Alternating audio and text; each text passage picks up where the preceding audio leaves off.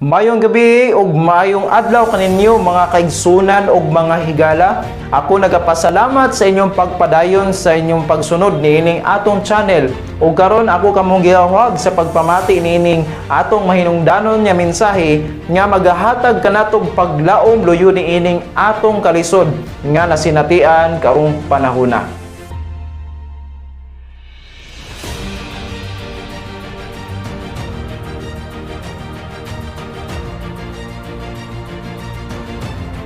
Atong hibaluon ay ikaduhang pagbalik sa atong Ginoo kung unsay gisulti sa Biblia mahitungod niining bulahang paglaom.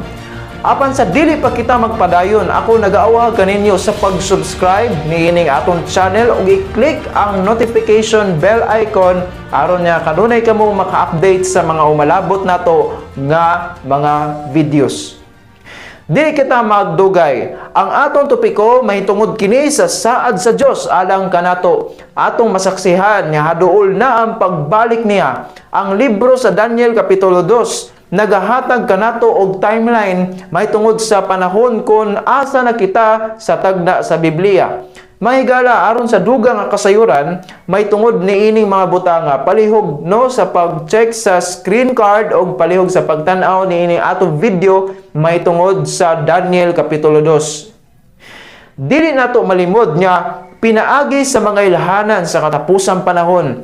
Manahibaluan na nato nga hapit na mobalik si Ginoong Hesus tungod sa mga nagakaitabo sa atong kalibutan. Gisay sa inadaan ni Ginoong Hesus ang mga timaan sa dili pa siya mobalik ug kini nakapapukaw sa atong mga sentido komon nga wala na kitay angay sayangon sa mga panahon sa pag-andam. Si Jesus nagsulti sa Lucas 21:28, apan kun kining mga butanga musugod na sa pagkahitabo, humangad kamo og ituboy ang inyong mga ulo kay ang inyong kaluwasan nagakahaduol na. Isip nga katawhan sa Dios kini nga mga hitabo usa ka makalipay og makadasig tungod kay nagapaabot kita niini nga puno sa paglaom. Busa si Kristo nagawhag nga muhangad kita sa pamaagi nga mas hupdan nato ang atong pagtuo diha kaniya karong panahon na. Si Kristo nagasaad kanato nga dili kita angay mabalakan ining atong kalibutan ug siya nagaingon sa Juan 14 bersikulo 1 hangtod sa 3, dili malisa nga inyong kasing-kasing, tumuo kamo sa Dios ug tumuo sab kamo kanako. Sa balay sa ako nga amahan adunay daghang mga puloy-anan, kun wala pa unta moingon unta ako kaninyo. Ako moadto sa pag-andam ug dapit alang kaninyo. Ug kun ako makaadto na ug makaandam kaninyo ug dapit, muanhi ako pag-usab ug panadon ko kamo uban gayud kanako aron nga kun asa ako atuaw sab kamo. Higala, ikaw ba adunay kahadlok sa umalabot? Aduna ka ba'y kabalaka sa imong kinabuhi? Tinuod niya ang atong kalibutan dili maghatag kanato og kasiguruhan, apan siya nagsaad nga muanhi pag-usab. Nagpasabot nga dili kabiyaan sa Dios. Sa panahon niya adunay kalisdanan sa imong kinabuhi, hunahuna nga adunay paglaom nga siya mobalik alang kanimo aron dalon ka kauban kaniya. Sa first advent or unang pag-anhi ni Ginoong Hesus, nagpakita siya kanato ingon niya usa ka bata, usa ka sulugoon, usa ka tawo ug mikuha siya sa mapainobsanon nga kahimtang dinhi sa kalibutan. Siya nagkinabuhi uban kanato ingon nga Mesiyas ug ingon nga kordero sa Dios nagpakamatay sa kalbaryo sa cross aron tubson ta gikan sa kasalanan. Human nga nabanhaw siya gikan sa kamatayon, sa pipila ka adlaw mikayab siya didto sa langit.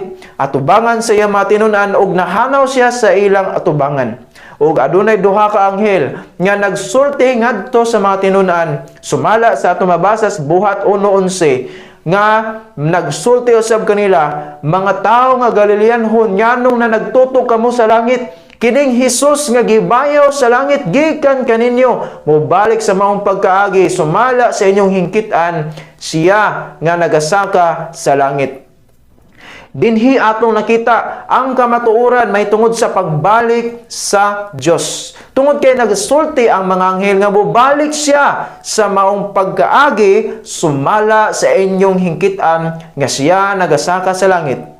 Ang Biblia nagsaysay og klaro may tungod sa pagbalik sa Dios. Dili na kinahanglan nga atong lisod-lisoron ang pagtuo niini tungod kay tin-aw naman nga nasaysay pinaagi sa pulong ni Hesus ang iyang ikaduhang pagbalik.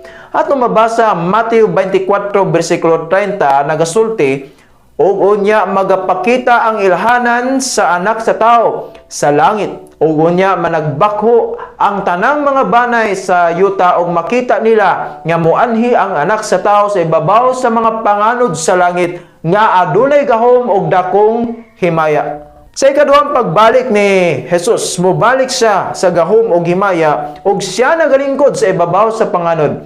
Kini ginatawag nga second coming of Christ. Ngano nga ginatawag kini og second coming o ikaduha? Daghan ang mga nagaingon nga mibalik na daw si Jesus ug nagpakita na siya sa ato karong panahon na. Ang Biblia nagsulti sa Hebrehanon 9:28. Mao man usab niya si Kristo sa gihalad na sa makausa aron sa pagdala sa mga sala sa daghan mupakita sa ikaduha gawa sa sala kanila nga nagapaabot kaniya ngadto sa kaluwasan. Bantay ang gisulti ni Apostol Pablo. Nagsulti siya nga mupakita siya sa ikaduha. Nagpasabot nga walay laing pag-anhi ni Jesus gikan sa iyang pagkayab hantod sa pagbalik niya nga puno sa himaya sa kalangitan nga maoy atong gipaabot sa katapusang panahon. Mao kana ang second coming of Christ o ikaduhang pagbalik ni Hesukristo. Karon atong tun-an ang mga hitabo sa tinuod nga pagbalik ni Jesus. Sumala sa balaan nga kasulatan, una nga atong masayran, ang pagbalik ni Jesus, makita siya sa tanang mga mata. Atong basahon ang pinadayag 1, versikulo 7, aniya karon muanhi siya uban sa mga panganod, ug ang tanang mga mata, makakita kaniya, ug kadto sila nga nagalangsang kaniya. Dinhi atong nasayran, ang usa sa mga pamaagi sa Dios sa iyang pagbalik. Dili siya magpakita nga tago-tago, sumala sa nasabdan sa uban, sumala sa atong nabasa kanina lang, nga moabot siya nga adunay himaya o gahom. Busa dili kini sekreto. Daghan ang mga nagaangkon nga sila ang Kristo ug nagawali nga miabot na daw si Jesus pinagi kanila. Daghan ang mga tawo nga mituo usab ug ang uban nagwali nga miabot na daw si Jesus pinaagi sa Espiritu. Nga kung imong basahon ug sutaon kining mga butang nga dili kini mapamatud-an sa Biblia. Adunay pahimangno sa Ginoong Hesus batok niining mga limbong nga gisangyaw nga bakak nga mga pagtulunan ug ato kini mabasa sa Mateo 24 bersikulo 23 hangtod 27. Unya kun kinsa ang magaingon kaninyo tan-awa ninyo ania si Kristo kun didto dili kamo managtuo. Kay may manindog nga mga bakakong Kristo ug mga bakakong manalagna ug magpakita og dagkong mga ilhanan ug katingalahan aron sa paglimbong kun arang mahimo bisan sa mga pinili. Aniya karon ginaingon ko na daan kaninyo. Busa kun pagaingnon kamo tan-awa sa kamingawan atua siya dili kamo maggula. Tan-awa siya anaa sa sulod dili kamo managpanoo. Kay ingon niya ang kilat nagakilab gikan sa sidlakan ug magpakita hantod sa kasagpan. Ingon usab niini ang pagpadayag sa anak sa tao. Sumala sa atong nabasa nga sa katapusan daghan ang mga balita nga miabot na daw si Jesus ug nagpakitag mga milagro. Naghisgot usab si Jesus nga daghay mga bakakong Kristo propeta sa katapusang panahon. Dili ba angay lang nga mag-igmat kita pinagis pagbasa sa Biblia? Ang pagbalik ni Jesus sama sa kilat gikan sa sidlakan ngadto sa kasadpan buot ipasabot niya makit-an siya sa kalangitan ug ang tibuok kalibutan makasaksi niini. Adunay mga tawo nga nagatuo niining secret rapture nga dili mapamatud-an sa Biblia. Okay, wait lang ha. Ang ako buti pasabot ang secret, dili mapamatud-an. Ang rapture lang ang tinuod. Ako nagatuo nga walay sekreto nga paglalin sa mga katawhan sa Dios sumala sa gisulti sa Biblia. Atong basahon ang 1 Tesalonica 4:16 hangtod sa 17. Kay ang mao nga Ginoo sa usa ka pagsinggit, sa usa ka tingog sa punuan sa mga manulunda ug sa budyong sa Dios manaog gikan sa langit, ug ang mga nangamatay diha kang Kristo mga banhaw pag-una. Unya, kita nga mga buhi nga nangahibilin, pagalalinon kita pagtingob ngadto sa ibabaw uban kanila sa mga panganod sa pagsugat sa Ginoo, ug ingon ini magakauban kita gihapon sa Ginoo. Sumala sa atong nabasa nga sa panahon nga adunay rapture nga mahitabo, mobalik ang Ginoo gikan sa langit, ug adunay pagkabanhaw sa mga minatay nga iya kang Kristo, ug ang buhi pagalilinon pagtingob sa pagsugat sa Ginoo. Klaro kaayo sa bersikulo nga atong gibasa nga dili kini sekreto nga paglalin. Sa katinuoran, ang pulong rapture nagagikan kana sa atong nga gibasa nga bersikulo gikan sa Latin o gihubad sa English nga caught up, or sa Bisaya pa pagalalinon. Balikon ko, mga higala, walay sikreto nga rapture o sikreto nga paglalin, kay sa ikaduhang pagbalik sa Dios kuhaon kitang tanan ug ang mga patay nga mga santos mabanhaw ug kuhaon kita kauban sa Ginoo sa walay katapusan. Sa pagbalik sa Ginoo, ang mga patay mabanhaw og niini nga hitabua, mahimo nga makita nimo ang imong minahal sa kinabuhi kun siya matinud-anon. Adunay saad ang Dios alang kanaton tanan nga kining atong lawas nga madunoton, ilisan sumala sa 1 Korinto 15 bersikulo 52-53. Sa kalit sa usa ka pagpamilok sa katapusan nga budyong kay pagapatunggon ang budyong ug ang mga minatay pagapabangonon nga mga dili madunoton og kita pagaalidan. Kay kini madunoton kinahanglan pagasuluban sa pagkadili madinunoton, o kining may kamatayon kinahanglan pagasuluban sa walay kamatayon. Sa pagabot sa aton Dios kita nga mga nagpadayon sa pag-alagad kiniya, mahimong bag-o og tagaan kitag lawas nga dili mamatay. Kini maoy saad sa Dios, ug ako nagatuon ining mga butanga nga adunay paglaom. Unsa may mahitabo sa mga daotan? Sa pagbalik sa Dios, adunay duha ka klase sa mga katawhan, apan unsa man ang bation sa mga daotan. Ang mga daotan mahimong masulubon sila. Dili lang kay sa rason nga dili sila maluwas, kundi dili sila makahimo nga makasugakod sa himaya sa kordero nga mao si Jesus.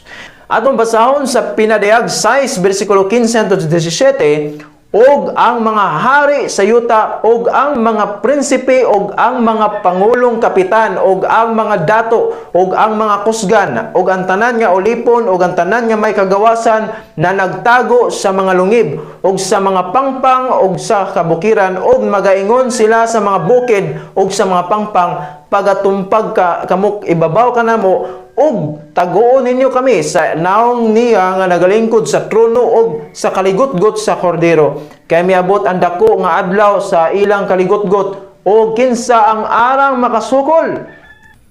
Sa pag-abot sa Dios, ang mga tao nga nagsalikway sa kamatuoran ug nagsalikway kang Ginoong Hesus magbasol sa katapusan ug moabot sa punto nga gusto na nila nga magpakamatay.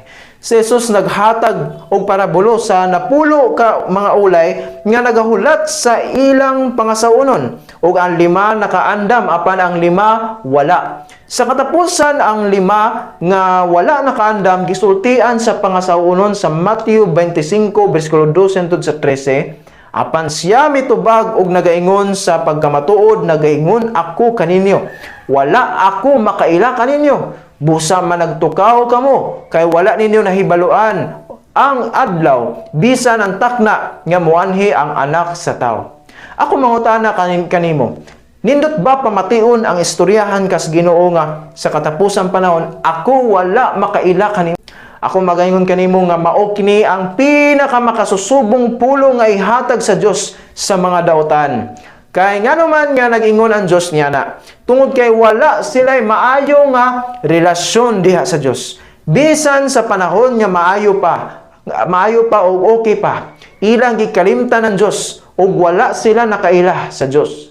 Apan alang sa mga matarong kining mga hitabo, usa ka dako nga kalipay og panagbaya. Mao kini ang bation sa mga linuwas matud pa si Isaiah 25:9. Og pagaingnon niadtong adlaw ania karon kini mao ang atong Dios. Kita na naghulat kaniya og siya magaluwas kanato. Kini mao si Jehova. Kita na naghulat kaniya, mga kalipay kita og managmaya diha sa iyang kaluwasan. Dili aton nasabtan niya sa pag-abot sa aton Dios adunay kalipay nga aton bation kung kita matinud-anon diha kaniya ug mao kini ang isulti ngadto kanila sumala sa parabulos sa talento sa Mateo 25:21.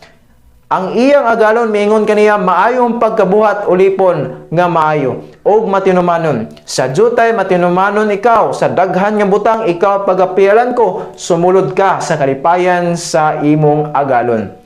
Gusto ka ba nga sa pagbalik sa Dios andam ka sa pagsugat kaniya? Ako nag-awha kanimo nga dili na kamo maglangay-langay pa. Kay wala kitay ideya unsa ang atong ugba.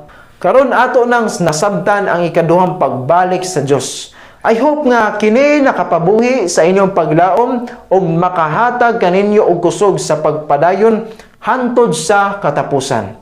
Kung aduna kamoy bag-o nga nasayran nga sa atong video karon, hinaot nga padayon kamo sa pagsuporta nining atong channel pinaagi sa pag-subscribe nini o pag-share sa inyong mga higala o hinaot nga ang gugma sa Dios magapabilin kaninyo. God bless and see you in my next video. Bye-bye.